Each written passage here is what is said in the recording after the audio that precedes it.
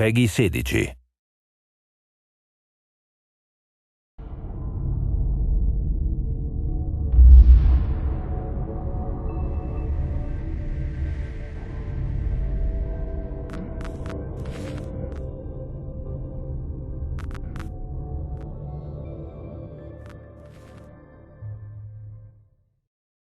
Brink takes place on the Ark. It's an immense artificial floating city at sea, built as part of a contemporary green vision, but now existing in 2045, and having lost contact about 20 years beforehand with the rest of the Earth, it exists in complete isolation, with what were originally sustainable resources now in limited supply.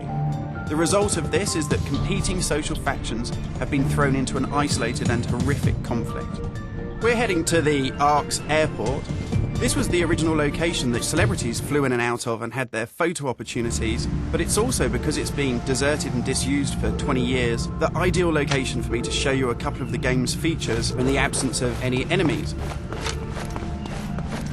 Now, Brink uses those same familiar shooter controls that you're used to, but without the artificial constraints, because we've developed a new system that we're calling SMART. It stands for Smooth Movement Across Random Terrain.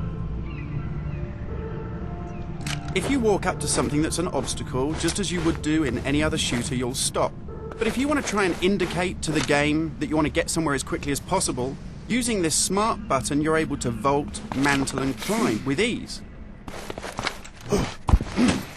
And this is a cool system for helping you navigate through the game, but it's not an autopilot. You don't enter a canned animation that you can't get out of. It's great for advanced players too.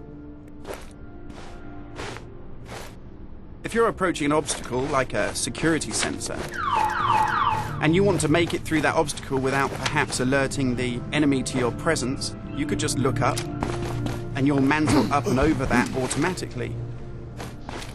And by the same token, if you use your same SMART button just running towards something and looking down, you'll indicate to the game that you're able to slide under something.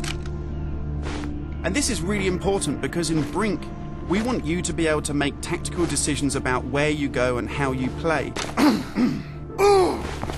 It's not a rail shooter where you're on a kind of minecart witnessing canned cinematics.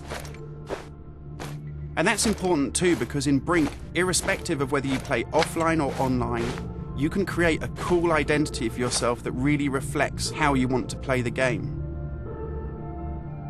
So in Brink, you take on a combat role that suits your preferred playing style, whether you're on the front line attacking the enemy or perhaps at the rear doing support. You'll take part in military objectives as part of a coordinated squad. And when you complete these successfully, you'll earn experience points that allow you to unlock cool upgrades for your weapons, really cool abilities that suit the way that you want to play, and also cool outfits that reflect what a badass you are.